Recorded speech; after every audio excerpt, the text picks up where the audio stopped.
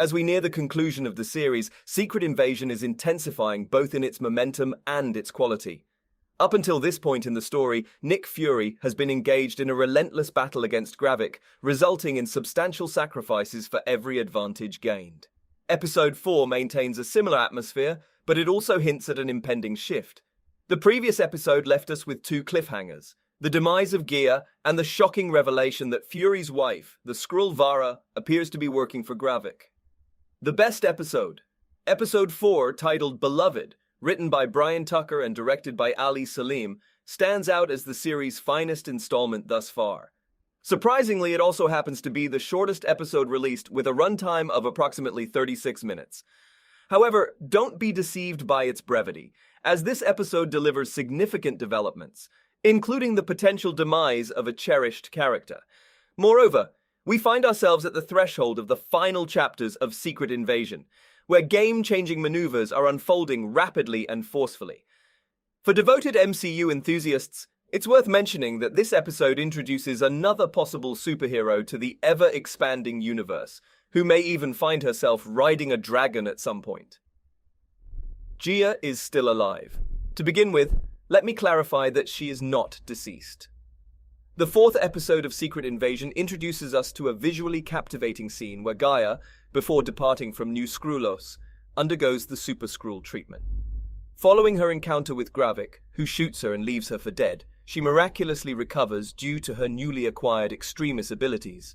It is likely that she possesses several other powers as well. As a side note, it is worth mentioning that individuals subjected to Extremis in Iron Man 3 had the ability to breathe fire and heal. Combining this with the Skrull shape-shifting abilities, there is potential for Emilia Clarke to transform into a colossal green dragon in the Marvel Cinematic Universe. After the opening credits, a flashback sequence unfolds, transporting us to Paris in 2012, just after the remarkable events of the Avengers. In a familiar pattern for the show, Fury enters a bar where he encounters Vara. Engaging in a discussion about the Avengers, they share their thoughts and perspectives. Curiosity piqued, Fury inquires about the book Vara is engrossed in, a compilation of poems penned by the esteemed American poet Raymond Carver. Eager to delve deeper, Fury asks Vara to share her personal favorite from the collection. The chosen poem, titled Late Fragment, assumes the form of a dialogue between two individuals. Together they embark on a shared reading of this poignant piece. The scene unfolds as a profoundly heartfelt moment between a husband and wife, undoubtedly the most touching one thus far. This poignant connection between Priscilla, also known as Vara, and her spouse intensifies the anguish of her subsequent act of betrayal. Fast forward to the present day, where Priscilla finds solace within the serene walls of St. James Church.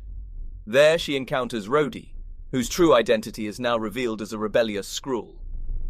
Intrigued by recent events, Priscilla seeks information from RHODEY regarding Fury's dismissal, which has left her with a lingering sense of curiosity. To her surprise, RHODEY admits to personally orchestrating Fury's termination. This revelation leaves Priscilla puzzled as to how this aligns with Gravik's overarching plan, but alas, such details remain elusive, withheld from her inquisitive grasp. SKRULL RHODEY issues Priscilla a command. The SKRULL, assuming the guise of RHODEY, issues a chilling command to Priscilla, urging her to execute Fury at their secluded countryside residence. Unbeknownst to them, Fury covertly eavesdrops on their conversation, having planted a listening device on Priscilla. With genuine concern, she endeavors to persuade RHODEY that Fury is a shattered individual, no longer posing a threat worthy of fear or elimination. Nevertheless, RHODEY callously disregards Priscilla's apprehensions, dismissing them with an unsettling declaration about his impending actions. His words carry an air of foreboding, leaving Priscilla with a sense of trepidation and uncertainty. In a different location, Pagan engages in a conversation with Gravik as they make preparations for an upcoming assault. During their discussion, Pagan mentions Gia, but Gravik assures him that the matter has already been dealt with. Currently, their primary focus revolves around the impending strike. The strategy involves masquerading as Russian forces to launch an attack on a prominent American target. This calculated move is intended to serve as the catalyst for the long-anticipated war that Gravik has meticulously orchestrated throughout this entire endeavor. At a serene and picturesque lake, Talos, portrayed by Ben Mendelsohn, engages in a heartfelt conversation with his daughter Gia, discussing the recent events. Expressing remorse, Talos offers a sincere apology to his daughter. However, Gaia reassures him that she doesn't require an apology. Instead, she yearns to understand Talos's plan for the future. Although Talos does possess a plan, it regrettably fails to align with her expectations. Talos firmly believes that by quelling the SKRULL insurgency, they can employ it as a bargaining tool to persuade the president to grant amnesty to the SKRULLs. This would allow them to peacefully reside on Earth. However, Gaia vehemently dismisses Talos's belief, deeming it delusional. With her disagreement firmly stated, Gaia departs from the conversation, leaving Talos to ponder the complexity of their situation. Fury confessing to his biggest mistake. Returning to the Fury residence, Priscilla enters to find Nick in the kitchen, his wedding ring once again forgotten. Despite this oversight, he prepares tea for them both, signaling a moment of shared calm. Seated together, they engage in a profound conversation. Fury musters the courage to confront Priscilla about her collaboration with Gravik, acknowledging that among all the choices he has made, she represents his greatest mistake. With a mixture of vulnerability and honesty, Fury confesses to having disregarded his instincts when he married her. Even now, aware of her intended mission to eliminate him, he reflects on whether he would alter his past actions if given the chance. Their conflicting emotions hang palpably in the air as both individuals place their firearms upon the table. In this charged atmosphere, Fury implores Vara to share the tale of her transformation into Priscilla, revealing a desire to understand the path that led them to this moment. Vara, with a mixture of hesitation and honesty, begins to unveil the intricate backstory. She discloses that Dr. Priscilla Davis had been afflicted with a life-threatening congenital heart defect. Vara's visits to her bedside were not solely driven by altruism, but also fueled by her quest for someone who could circumvent Fury's defenses. Her actions prompt Fury to comment that she had been playing a long game from the very beginning. While the truth of this statement remains uncertain, a pivotal day arrived when the real Priscilla neared her final breaths. In a moment of profound candor, Vara disclosed her true identity and intentions to the dying Priscilla. To Vara's astonishment, the fading woman made 3 solemn requests. First, she implored Vara to lay her body to rest in a burial at sea. Second, she beseeched Vara to continue acting as a devoted daughter to her own parents. And third, she entrusted Vara with a profound plea never to cause harm to Nick. In a poignant resonance of their previous shared reading, they once again recite, "Late fragment." As the final line echoes in the air, an intense moment transpires. Simultaneously, they draw their guns and with a resolute determination, pull the triggers, forever altering the course of their intertwined lives. Surprisingly, both Fury and Vara miss their intended targets, resulting in a momentary pause amid the tension. In an attempt to lighten the atmosphere, Fury jests about his uncertainty between asking for a divorce or renewing their vows. This moment, charged with a blend of humor and underlying intensity, evokes a thrilling sensation comparable to some of the most action-packed scenes in Marvel's repertoire.